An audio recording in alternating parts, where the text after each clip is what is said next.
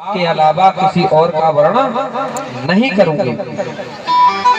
आप ही पत्र लिख रही हैं और आप ही जवाब दे रही हैं।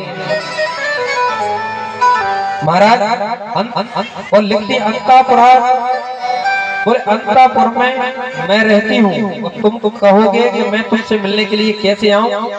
तो हमारे कुल में एक परंपरा है, जब बेटी का विवाह होता है तो वो गौरी पूजन के लिए जाती हैं। तो महाराज मैं गौरी पूजन के लिए जाऊंगी और आप वहीं मिल जाना। रुक्मणी जी ने कितना सुंदर संदेश लिखा द्वारकाधीश के लिए।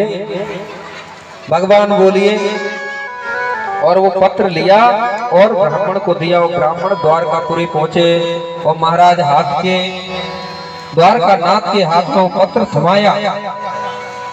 भगवान ने ब्राह्मण का स्वागत किया आदर करते हुए। बोले क्या है, आप ही सुना लो। बोले नहीं महाराज, ये गूढ़ रहस्य गुप्त संदेश है, तो आप खुद ही पढ़ लीजिए। अब महाराज भगवान ने पत्र पढ़ा और जाने के लिए तैयार हुए। जैसे ही निकल ही रहे थे कि बलराम जी द्वार पर वही मिल गए। और बलराम जी ने कहा, लाला कहाँ जा रहे हो? कन्हैया कहाँ जा रहे हो? अब बलराम जी का भगवान श्री कृष्ण आदर करते हैं, इसलिए संकोच लगता है बताने में कि कहाँ जा रहे हैं, क्योंकि बड़े भैया है ना। लेकिन बलराम का कितना प्यारा कृष्ण के प्रति स्नेह भाव है। और लाला कहाँ जा रहे हो? क्या बोले बलराम जी से? बोले कन्हैया कहाँ जा रहे हैं? बोले वहीं तो जा रहे हैं। अरे वहीं तो कोई जगह तो होगी। अरे नहीं वहीं बस वहीं। अरे कोई जगह तो होगी, बताओ कहाँ जा रहे हो आखिर? बोले महाराज हम जा रहे हैं कुंदनपुर, रुक्मणी का स्वयंवर है और वहां जा रहे हैं। जब बलराम जी ने ये सुना कि कन्हैया स्वयंवर में भाग लेने के लिए जा रहे हैं, तो बलराम जी पहले तो जोड़ से हंसे। लाला वो तो आज ही पता चलो कि लाला बड़ा हो गया, अब विवाह के योग हो गया है, तो स्वयंवर में भाग लेने के लिए जा रहा है। महाराज बलराम जी ने सेनापति को आदेश कर दिया, कन्हैया को किसी प्रकार की कोई तकलीफ नहीं होना चाहिए, क्योंकि वहां जा रहा है कुंदनपुर और वहां शिशुपाल आ रहा है। शिशुपाल बड़ा दुष्ट है। बलराम जी ने तैयारी की महाराज, और ब्राह्मण को लेकर आज भगवान चल दिए हैं। पीछे बलराम जी सेनापति और सेना लेकर आ रहे हैं।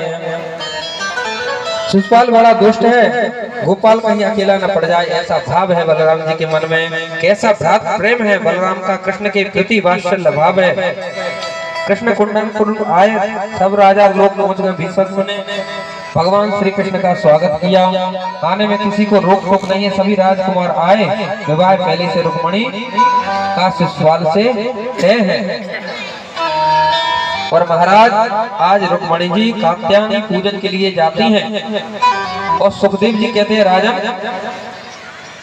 पारिचय रुक्मणी जी की आंखों के सामने मूर्ति है कात्यायनी की, लेकिन मूर्ति कात्यायनी में दर्शन हो रहे हैं द्वारकाधीश के। नमस्ते त्वं के वीक्षणं स्वसंतायितां शिवाम भूयात् पतिर्मे भगवान कृष्ण तन्मोदिताम।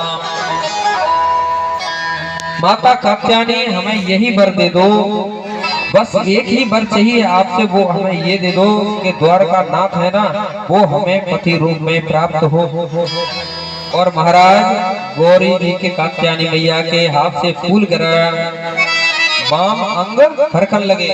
पुरुष का जब दाएं अंग फड़कता है तो शुभ सूचक होता है, और स्त्री का बाएं अंग फड़कता है तो सूचक होता है। 10,000 सैनिक सुरक्षा के लिए लगे हैं। और महाराज पीतांबरधारी बालकृष्ण आज कात्यायनी मंदिर में आ गए। और पीतांबर कैसी शोभा पा रहा है महाराज, जैसे चमकती हुई बिजली, जैसे बिजली चमकती है और उसकी चकाचौंध होती है, ऐसे ही महाराज भगवान कृष्ण का पीतांबर चमक रहा है। और भगवान ने रुक्मणी का हाथ पकड़ा और महाराज रुक्मणी को ले जाने लगे। सब सैनिक देख रहे हैं। बोले एक सैनिक बोला, देखो इनका पीतांबर देखो कितना चमकीला है। एक बोला देखो इनके बाजूबंद तो देखो कितना चमकीला है। सब भगवान के सुंदरता का वर्णन करने में ले गए। एक पीछे से बोला ले गया महाराज रुक्मणी को ले गया। जब ये हाल सुना तो सैनिक पीछे पड़ गए महाराज। और जब रुक्मणी को पता चला कि कृष्ण रुक्मणी का हरण करके ले गया तो सेना लेकर महाराज पीछा करने लगा। अब सब भगवान के पीछे पड़े हुए हैं, सैनिक लगे हुए हैं, रुक्मणी लगा हुआ है। कृष्ण का पीछा किया रुक्मणी के भाई रुक्मी ने और युद्ध किया। कृष्ण ने उसको पकड़कर आधी मूंछ और आधे सर के बाल मोड़ दिए। बलराम जी आ गए, इतने बोले छोड़ो ये क्या कर रहे हो, तुमने अभी से नाई गिरू का काम शुरू कर दिया।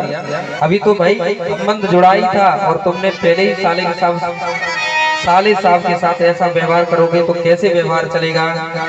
पूरा जीवन संबंध निभाना है और तुमने ऐसा ही दुष्व्यवहार किया, कैसे चलेगा। महाराज ले गए और रुक्मणी को भगवान हरण करके ले गए। इधर भीष्मक जी अब न लागे जिया